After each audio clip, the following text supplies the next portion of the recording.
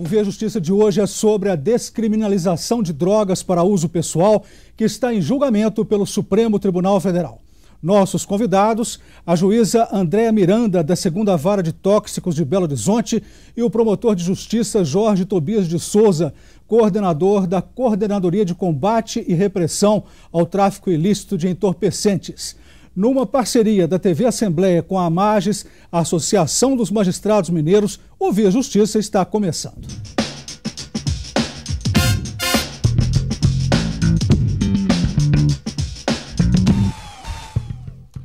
O ministro relator do processo no STF, Gilmar Mendes, votou favorável à descriminalização de drogas para uso pessoal.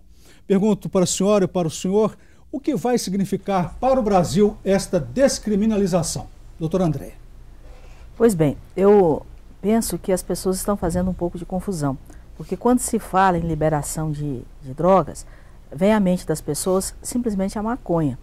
Mas o artigo 28 da Lei Antidrogas, ele fala de entorpecentes, substâncias ilícitas. Em nenhum momento ele diz exclusivamente a maconha.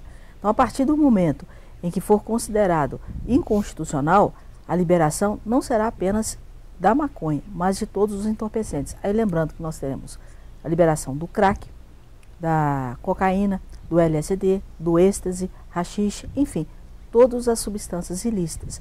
Então as pessoas têm que atentar para esse problema. E todos os argumentos colocados a favor são possivelmente, facilmente rebatidos. O senhor também teme essa descriminalização, doutor Jorge? Sim, temo porque, como a doutora Andréa falou, todas as drogas serão discriminadas. Então as pessoas poderão andar pelas ruas e ver uma pessoa fumando um cachimbo de crack numa calçada. Poderá ver uma pessoa colocar uma carreirinha de cocaína em cima de um capô de um carro e cheirar. E a polícia não poderá fazer absolutamente nada, porque não será mais um problema de polícia, o fato será atípico. E com isso o usuário poderá andar pela cidade inteira com a sua droga, usá-la em qualquer lugar.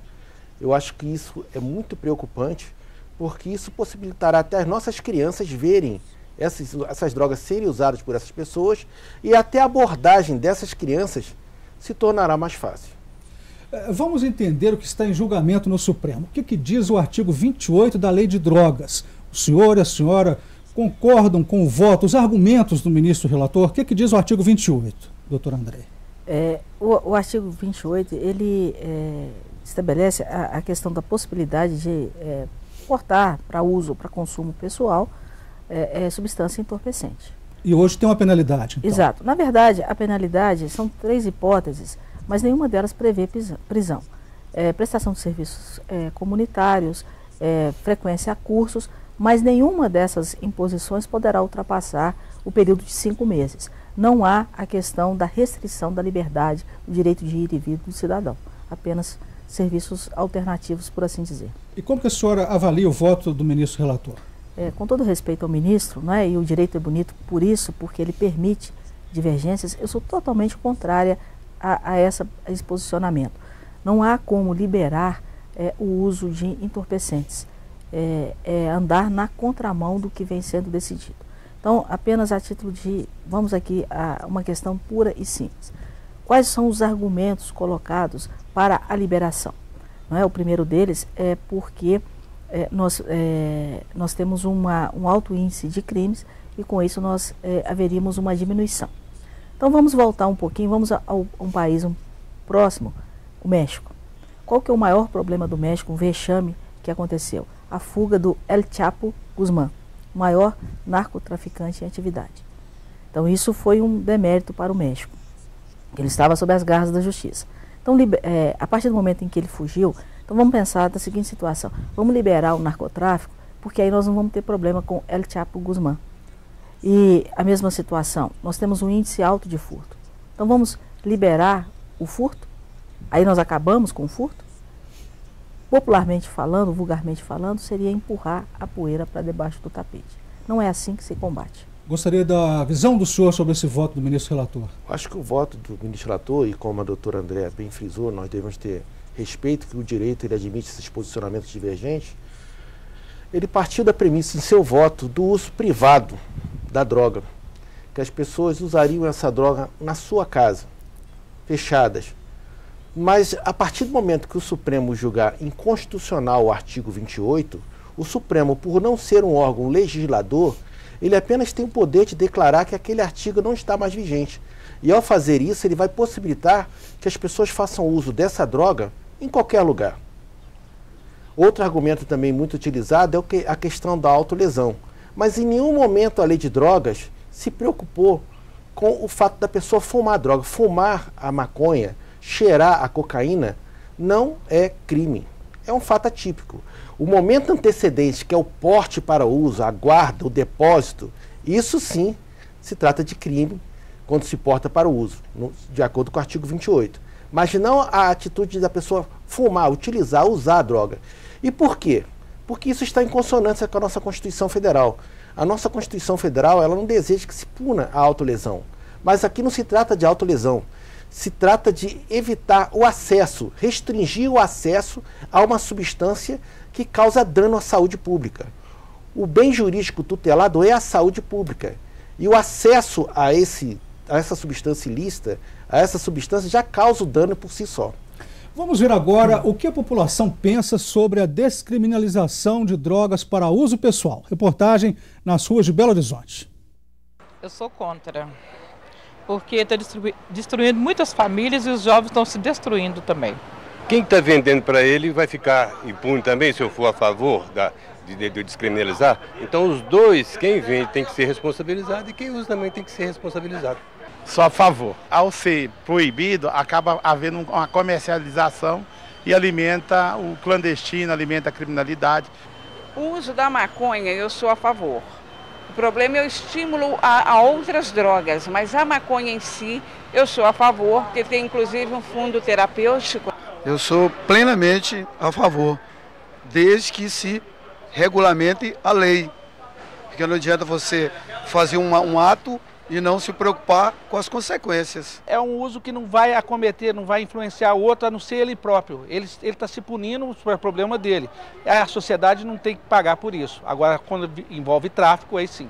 Acho que tem que coibir o pessoal que utiliza mesmo, porque a droga é comprovado que causa dependência, né? E também tem o fato psíquico da coisa, né? Que eu acho que deixa a pessoa fora de si, fazendo com que ele cometa outros delitos. Doutor André, o comentário da senhora sobre a fala popular. Bom, só complementando o que o doutor Jorge disse e também o que a senhora disse, o seguinte da autolesão, a pessoa faz mal para ela mesma. Então, eu devolvo com uma pergunta. Hoje existe uma proibição do indivíduo andar de moto sem capacete, de andar num veículo, né, sem o cinto de segurança. Se ele se acidentar e bater a cabeça, arrebentar a cabeça, o dano será para quem? Para ele próprio. Então, por que existe essa proibição de andar, por exemplo, sem capacete? Então, essa questão da autolesão, ela tem essa conotação. E ele não vai fazer mal só para ele, ele vai fazer mal para todas as pessoas que vivem em volta dele. Para cada indivíduo, nós temos que pensar que nós temos um grupo familiar de 3, 4 pessoas. E um drogado, ele vai causar mal sim. E na questão da maconha, que é apenas a maconha para fins terapêuticos. O fim terapêutico, ela já é regulamentado. Não há necessidade de regulamentar mais. Detalhe, as pessoas se esquecem que apenas os derivados da cannabis é que são utilizados para fins terapêuticos. Fumar a maconha não é indicado para fins terapêuticos. Então existe essa diferenciação. As pessoas têm que atentar. E por último, a maconha é apenas a porta de entrada. Lembrando que o skunk, que é a super maconha, que tem uma dosagem de THC até 25, 28%, ela é muito mais nociva. O haxixe, 28% THC. Então tudo isso tem que ser levado em consideração. No próximo bloco, eu gostaria de ouvir a opinião do senhor, doutor Jorge, sobre a fala popular. O Via Justiça faz agora um rápido intervalo e voltamos em instantes.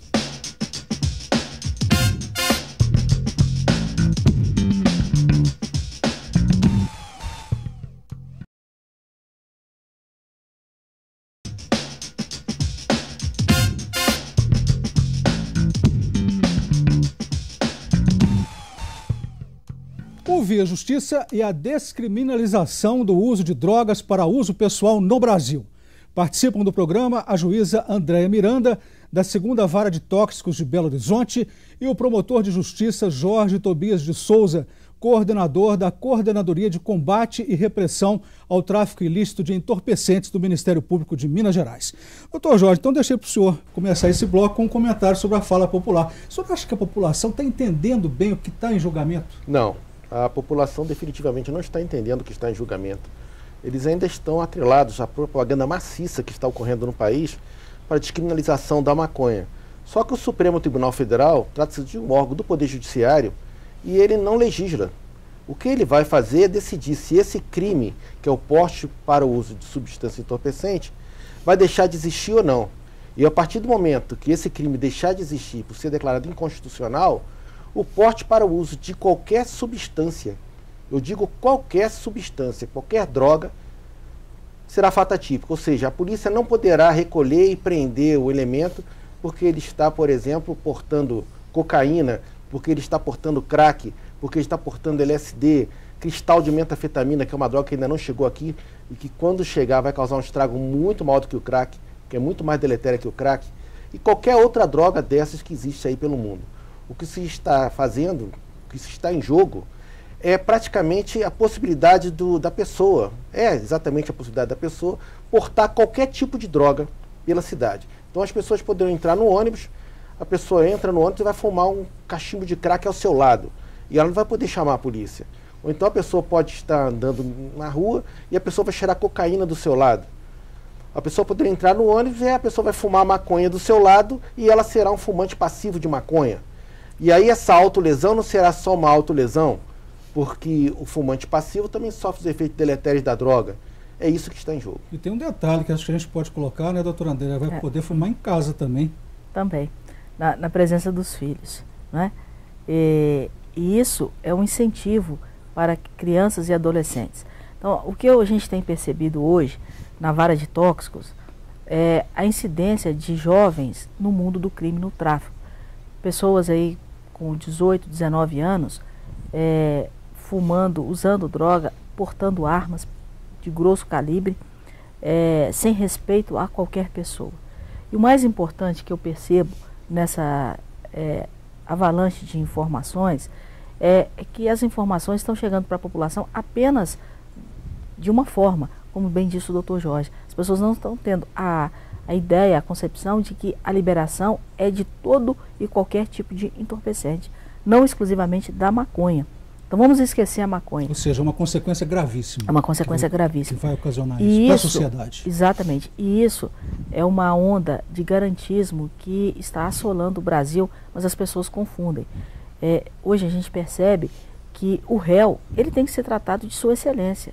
Ele vai ocupar a minha cadeira de magistrado, porque é assim que eles querem que seja tratado. Mas se esquecem das vítimas, e essa onda de garantismo, ela dura só um período, até o dia em que aquele árduo defensor do garantismo, ele não é vítima de um crime. Se ele for vítima de um furto, de um roubo, ele quer a pronta aplicação da lei e que o agressor, o infrator, seja recolhido a uma penitenciária. Algumas entidades já se posicionaram sobre a descriminalização. Para a CNBB, Conferência Nacional dos Bispos do Brasil, a descriminalização das drogas vai agravar o problema de dependência química e facilitar a circulação de entorpecentes. Comentário do senhor sobre isso, doutor Jorge. Quanto à circulação de entorpecentes, é claro.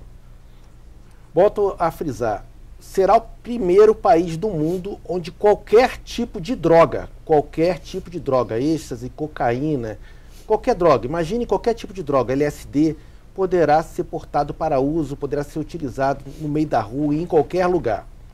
Isso eu gostaria de deixar bem claro aqui. Os países que adotaram outro tipo de política, como por exemplo foi o caso do Uruguai, que permitiram somente em relação à maconha a liberalização, o fizeram justamente para restringir o acesso às demais drogas, o que também não é garantia de nada. O fato da pessoa se utilizar da maconha, que é uma droga menos potente, não significa que depois ela vá passar por uma droga mais potente. Outra questão quanto à questão do acesso. O acesso à maconha, por exemplo, nos Estados Unidos, nós temos uma reportagem que saiu no New York Times a respeito, por exemplo, da droga que está sendo vendida, da maconha que está sendo vendida sob a forma de comida, inclusive para crianças. O senhor até trouxe aqui, o doutor Jorge mostrou para a gente, enquanto a gente mostra ali para a câmera, o senhor fala que essa imagem é do UOL, né? A fonte é o UOL citando o New York Times. Aqui estão 2 ursinhos, não é isso? Ursinhos de maconha, em formato de ursinho. Qual o público que eles estão querendo atingir ao vender maconha em forma de ursinho? Certamente não é um público adulto.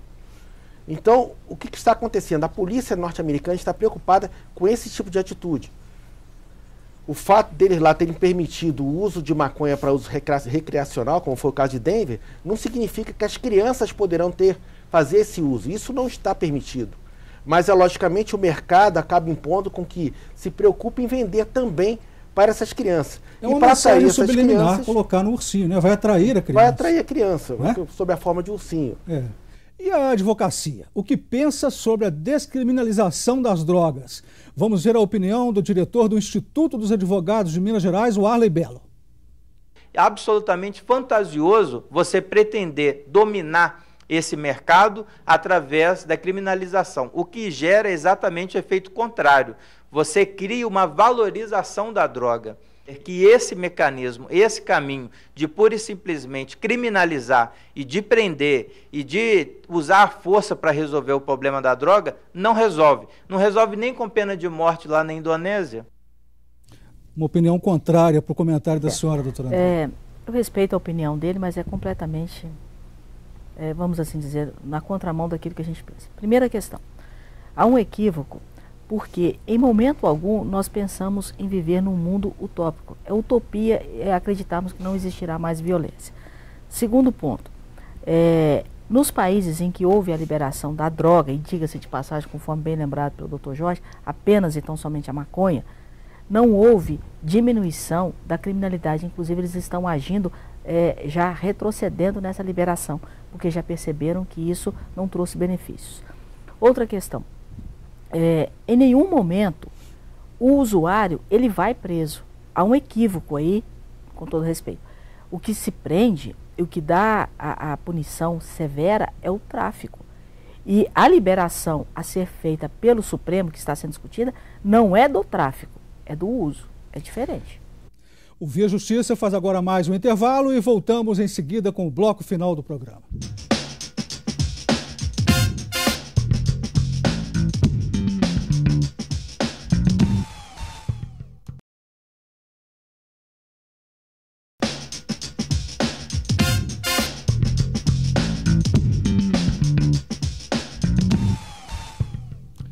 O Via Justiça analisando as consequências da descriminalização de drogas para uso pessoal no Brasil. Participando do programa, a juíza Andréa Miranda, da 2ª Vara de Tóxicos de Belo Horizonte, e o promotor de justiça Jorge Tobias de Souza, coordenador da Coordenadoria de Combate e Repressão ao Tráfico Ilícito de Entorpecentes do Ministério Público de Minas Gerais. Doutor Jorge, então agora eu gostaria do comentário do senhor sobre a fala do diretor do Instituto dos Advogados de Minas Gerais. Apenas reforçando o que a doutora Andréa falou, a fala dele está um pouco equivocada. E por quê? Ele citou o exemplo da Indonésia. A Indonésia tenta justamente combater o acesso às drogas ao estabelecer penas tão duras, tanto quanto em relação ao usuário, quanto em relação ao traficante. Não é só a Indonésia. A Suécia também partiu desse mesmo sentido. E o que ocorreu nesses países? A Indonésia é o país onde a droga chega ao consumidor pelo preço mais caro. Isso por si só já restringe o acesso à droga. Nem todos têm dinheiro para fazer o primeiro uso, porque o uso da droga na Indonésia é muito caro. A Suécia também, ao estabelecer penas mais graves, tanto para o usuário quanto para o traficante, ela restringiu o acesso às drogas. É aquilo que eu estava falando desde o início. A intenção da nossa legislação é restringir o acesso, é impossibilitar a circulação. É claro que existe circulação, mas a circulação será bem maior a partir do momento em que o porte para o uso deixar de ser crime. Qualquer pessoa poderá portar droga pela rua à vontade e não será incomodado pela polícia. Parece até que o Brasil está na contramão, né, do que está acontecendo no mundo. Por exemplo, a Holanda, né, que eles falam, um país tão libertário, parece que está retrocedendo essa liberação. É verdade isso? Não só a Holanda está retrocedendo. A Suíça tinha uma estação de trem onde as pessoas costumavam usar drogas, inclusive se picar. E eles acabaram, extinguiram com isso, e hoje eles estão retrocedendo. A Holanda, ela começou a restringir a venda de drogas para estrangeiros de maconha em coffee shops. Porque há um problema muito grave na venda de coffee shops, que é permitida a venda de maconha até 5 gramas. E a polícia de lá, num congresso que ocorreu em Brasília, onde o chefe de polícia da Holanda esteve aqui no Brasil, ele deixou claro a dificuldade da polícia de fazer esse tipo de fiscalização. Essa fiscalização da venda exata de 5 gramas. E ele classificou isso como venda pela porta de trás. Ou seja, os próprios coffee shops estavam vendendo de forma irregular maconha. E todos esses casos que nós estamos citando dizem respeito a maconha. O que está sendo decidido aqui pelo Supremo Tribunal Federal diz respeito a qualquer droga. Então, o acesso a qualquer droga será muito mais fácil. E é isso que nós estamos tentando evitar. E, na realidade, a premissa de que as pessoas estão sendo presas, como o doutor André bem frisou, está errada. O usuário no Brasil não cumpre pena privativa de liberdade. Quem está preso na cadeia são os traficantes. Tem aqui a posição da Polícia Militar de Minas Gerais, que também é contra a descriminalização. O chefe da sala de imprensa da PM Mineira, o Major Gilmar Luciano, declarou que o uso das drogas leva à prática de outros crimes. E essa decisão, segundo ele, serviria apenas para a redução das estatísticas do consumo, o que não significa que os demais crimes relacionados diminuiriam. Comentário da senhora sobre isso? Só complementando o que o doutor Jorge disse, em Amsterdã havia um número de 198 coffee shops, local em que é permitida a venda da droga. Esse número já reduziu drasticamente, justamente por esse problema da impossibilidade de controle. Quanto ao que disse a polícia, estou totalmente de acordo, porque o tráfico em si, ele atrai a prática de outros crimes. Só para você ter uma ideia, há alguns dias eu fiz um julgamento de pessoas envolvidas em tráfico, estupro, sequestro e cárcere privado, em que eram vítimas 2 menores de 16 anos. Foram obrigadas a usar droga e fazer sexo durante 3 dias, proibidas de sair do local. Isso é normal? Eu pergunto. Como é que vamos agir dessa forma? Então aí nós tivemos 3 crimes, todos eles muito graves. Doutor Jorge, a liberdade do uso de drogas pode ser interpretada como escravidão da família? A família que sofre mais. Sofre às vezes muito mais do que o próprio usuário, porque o usuário muitas vezes não tem consciência do uso que ele está fazendo. O usuário, quando adoece, ele adoece, mas não adoece sozinho. Ele leva com ele todos os seus familiares que passam a ser vítimas do que ocorre com o usuário. O usuário passa a praticar pequenos furtos dentro de casa, ele passa a não respeitar mais os seus pais, ele passa a ter uma atitude agressiva, até chegar ao ponto que muitas vezes ele abandona a casa e vai para a rua. E aí acaba gerando isso que nós vemos aí pelas ruas, que são as famosas cracolândias. Cracolândias essas, e que se o julgamento entender que o porte para uso não caracteriza crime algum, não precisarão mais existir, eles não precisarão ficar restritos a um lugar determinado para fazer uso de crack. Eles poderão usar o crack em qualquer lugar, na porta das casas das pessoas, no ônibus, em qualquer local que eles possam andar pela rua, porque eles não ficarão mais se escondendo da polícia com medo de perder a droga. Porque eu volto a dizer, a maior pena do usuário no Brasil, hoje, é a perda da droga pela polícia. É a possibilidade da polícia fiscalizar e tomar a droga dele, porque ele sabe que não vai ser preso. Muitos perguntam, doutor André, se o Estado age certo, né, nessa liberação, porque eles colocam o seguinte: o papel do Estado não deveria ser exatamente o contrário, o de desincentivar o consumo? Mas o que a gente percebe é que o direito, as pessoas confundem. Existe o direito coletivo e o direito individual. O direito coletivo se sobrepõe ao direito individual. E o que diz respeito à família, o sofrimento de todas as pessoas no entorno. Então eu gostaria de fazer um convite, se você me permite, a todas as pessoas que são favoráveis à liberação da droga, que equivocadamente pensam que é apenas a maconha, que façam uma visita às cracolândias que nós temos aqui em Belo Horizonte. Eu particularmente conheço, posso dizer que é um local deprimente, porque essas pessoas estarão não confinadas à Praça Rio Branco, próxima à rodoviária, a Pedreira Prado Lopes ou as casinhas da Amanda no Vista Alegre, Cabana.